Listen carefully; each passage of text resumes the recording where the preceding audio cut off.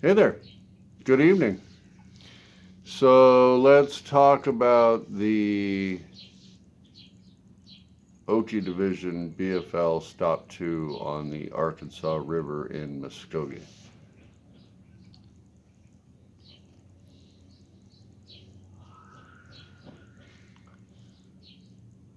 I'm really tired of catching small fish. So, all right, tournament details. Launch is at 7. I got there about quarter to 6, met up with my boater, a guy named Dustin. Dustin's a good guy. He guides spoonbill out of Gibson, I think. So I know a guy. Um, really good dude. Drove a 19-foot Triton. Topped out at about like 52 miles an hour, so it reminded me a lot of my boat. It's an '04. Good boat though. Ran well. Had hummingbirds front and back, and he actually left his graph on for me, which we'll talk about later. As far as weather conditions, the rain let up today, and there was massive winds and stuff last night that actually pushed all the weather systems that I was worried about around, as far as in the United States. And prayers go out to anybody that was affected by any tornadoes in like Arkansas, Mississippi, Tennessee. I haven't looked to see if there was anything up there, but that's where everything was headed. So if there was anybody affected by that inclement weather up there, prayers be with you. I hope all your family's safe. But back to my region. Um, so I got down to the boat docks this morning. Everything met up with my boater about six, and it was pretty cold. It was about 40 degrees. Out on the main river, once we got out of the protected cove that we were at for boat check-in and everything.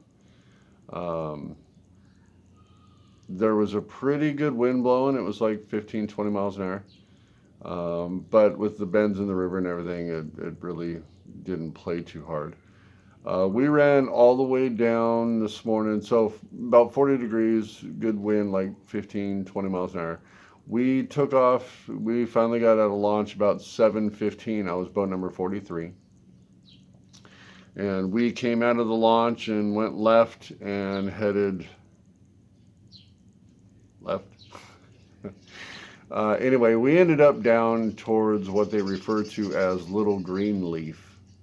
Um, it's basically the spillway and everything coming off a Greenleaf Reservoir or Greenleaf Lake down there.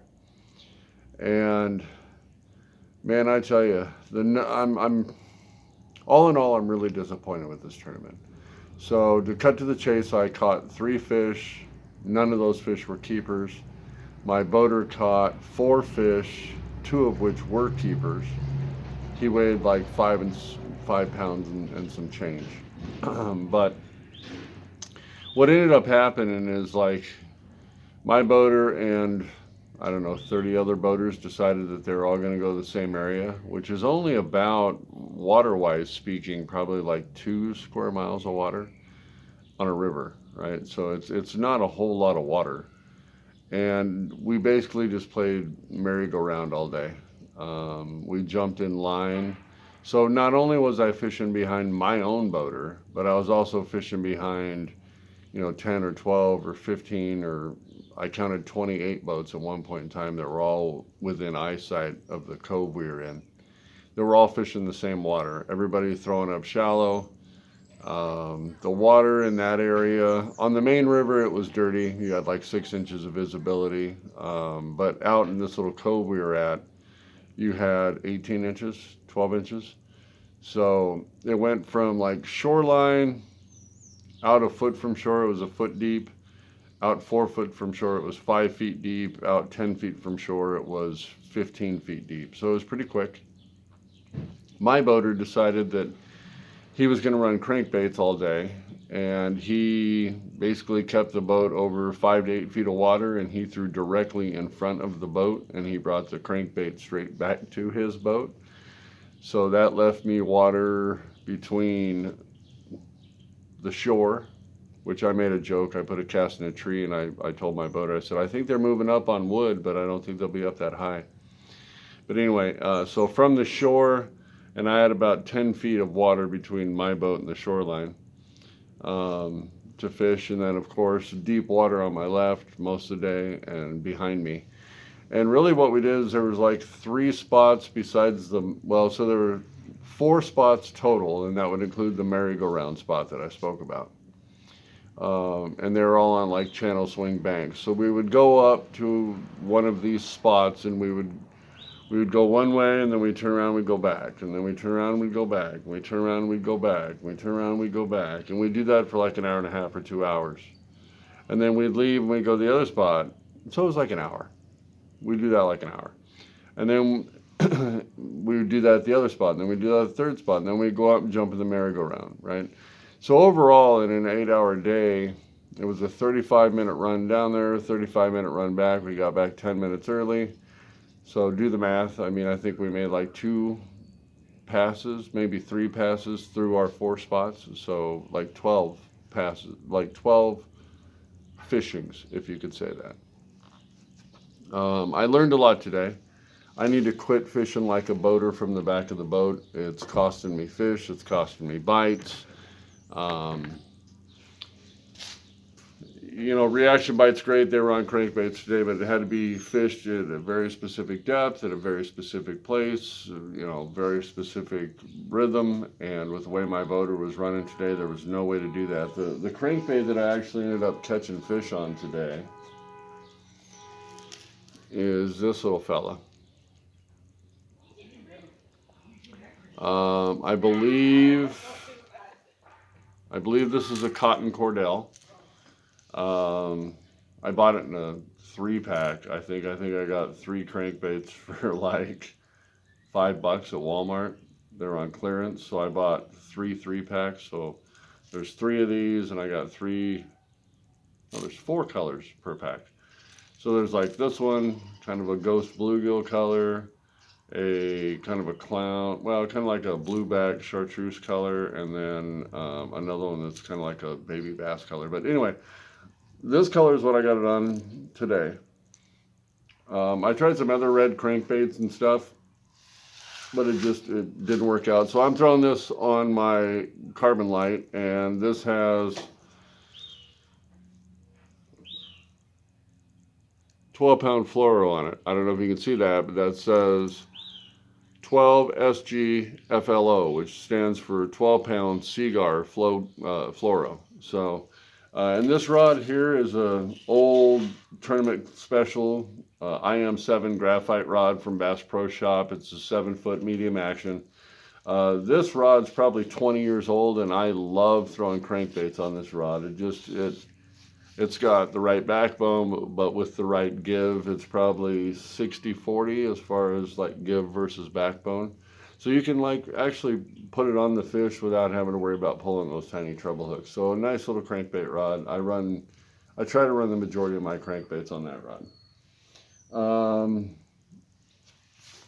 Other than that, the other thing that I caught him on today is, and actually I wish that I had done this earlier, but I didn't even bring the gear for it. Normally I throw my shaky heads on a spinning rod. I got a 7-foot, it's like 6'9", 6'10", something like that, Econ by St. Croix that I throw it on.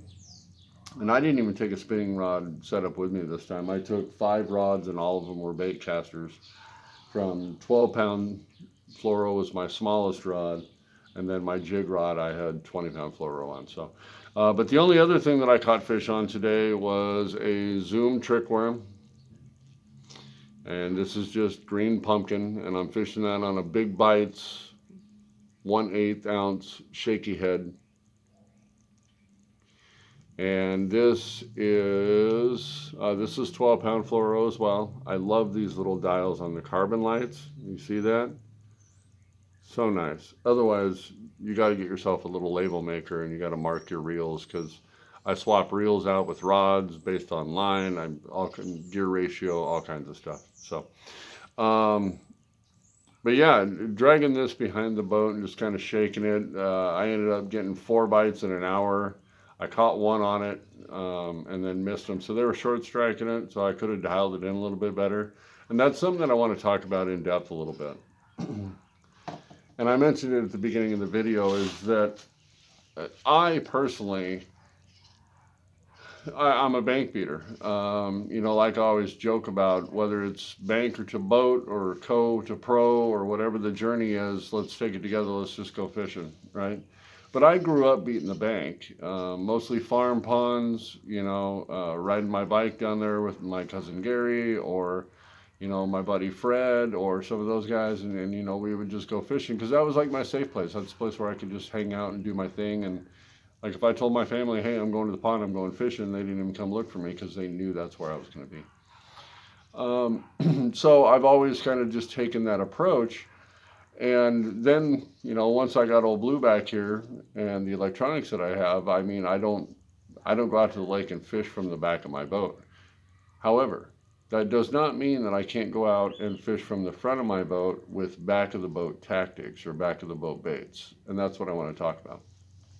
Is that what I'm doing right now is I'm competing with my boater for water space and for reactive fish. And they're catching the reactive fish, which from the last 4 tournaments, what I've kind of leaned to understand is they're catching the bigger of the reactive fish first. And then I'm catching the other reactive fish, which are the smaller fish, second. What I'm not doing is I should be mopping up behind my boater. And what I mean by that is I should be using baits. If my boater is using a bait that's moving fast, let's say he's using a crankbait or a chatterbait or a spinnerbait or something like that, and he is fishing isolated cover, right? What I'm learning is that there's nothing wrong with just throwing your bait, whether it be a shaky head or even a crankbait. And I'll talk about how to fish it here in just a second. Just throwing it out back behind the boat, right? 50, 60 feet back there. There's a sweet spot where you can still work it through cover and not get hung up, right? And that's one of those things that I'm still learning. But you just drag it behind the boat a lot like you would troll. And that is the mental block that I'm having, is that I don't want to be this guy who's trolling back there, right? But I learned today, like I was fishing a 3XD, and just with the boat drifting, with the wind, I could get that bait down there in the bottom, and then I could just let the boat drift and sweep my rod, and it would dig a little harder, and then I could back off of it, and it would float back up a little bit. I could pop it, and I could just kind of nurse that bait through there and never touch my reel. So what does that mean? It means that I can keep that bait at the strike zone for an extended period of time. So if I know those fish are stationed in that 5 to 8 foot zone, then I can take a bait like a shaky head or a crankbait if that's what they're on, and I can throw that bait back behind the boat. And as long as I can understand my reel speed and how that bait's moving underwater and work with that, then that's probably my best approach. So that's what I'm going to do moving forward. You got to forgive the loud pipes. So that's some teenagers with a new truck. So that's what I'm going to do moving forward. My next tournament is going to be back up in Missouri. I'm up at Table Rock. So they took on a lot of water. They're like 2.5 feet high right now, above where they should be. And they're discharging a lot of water. They're moving a lot of water. The guy I fished with last week is a guide up there, so I'm going to give him a call and find out what's going on. But I would imagine it's going to be right back in my wheelhouse, so hopefully some swim baits. I'm finesse stuff, like I'm saying. I'm going to throw behind the boat more. I'm going to quit competing with my boater for space up front. To kind of let you know where else I was going today is I threw a couple of different spinner baits, but that's the one that I left the day on. Just a KVD 1/2 ounce. I had really bright skies today, water that had 18 inches of visibility, so I was running that KVD 1/2 ounce spinner bait quite a bit. I had on a white chatterbait with a Zinco trailer by Z-Man. It's not on because I swapped it out for something else. In the dirty water, I was just throwing, the old stick worm with a 1/8 ounce weight, and I had a peg on there, and I could move that peg up, whether I wanted it pegged on the nose or Carolina rigged or whatever I did, I could just move it around. So fishing that on a 4/0 EWG hook, and this is 17-pound fluoro. vision fluoro. So Berkeley, right? That's what the V's for. That's why you label your stuff. So the spinnerbait I was throwing on 15-pound Seagar, and that's on a 6.4 to 1 Abu Garcia Black Max. So the other reel there you saw was a 7.5 to 1 Lose. For my shaky head, and I threw crankbaits and some other spinnerbaits and stuff, my chatterbait on this rod. This is a Carbon Light 2.0. It's a medium action, fast tip, and I think it's spooled up right now with 12-pound test. So great general workhorse kind of rod. It's very, very sensitive. I love the Carbon Light series by Johnny Morris. I think bang for your buck, this is probably one of the better rods you can get. And the loose reels, big fan. They cast great. I bought the Abu Garcias just because they were the right gear ratio to slow me down. So especially for wintertime fishing, I tend to overwork and speed everything. So for for flipping today, had a Booyah pitch and jig, and I paired that with a Berkeley trailer, one of their creature baits. I can't remember the name of it, but I was throwing that on 20-pound Seagar, and that's on a 7'6" Mojo Bass medium heavy, and a Daiwa Tatula 8 to 1, just so I can pick up slack real quick when I'm horsing those fish out of heavy cover. So, and then of course I already talked about my crankbait rod. So that's kind of where I was at today. Like I said, ended up with 3 fish.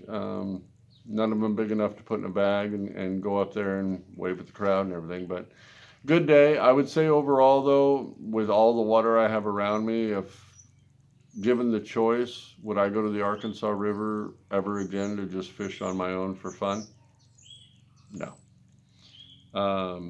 Not when I can go down to Grand Lake, which is 20 minutes from here, and catch the same size fish, and what I would say probably easier. But you know, every day is different. So the top boater today that won it had a 5-fish limit for 19 pounds. So that's exactly what I said it was going to be in my live broadcast last night. I thought that was probably going to be it. As far as big bass on the boater side goes, 6 pounds, 14 ounces is the biggest one they put in the boat. So boaters had a good day. That's a good bag. Right where I thought it would be. So as far as the coast side goes, 5-fish limit, bigger than I thought. I said 13. Coast side wins with 14 pounds, 2 ounces on 5 fish, and 1 out on the day for big bass with a 7.7.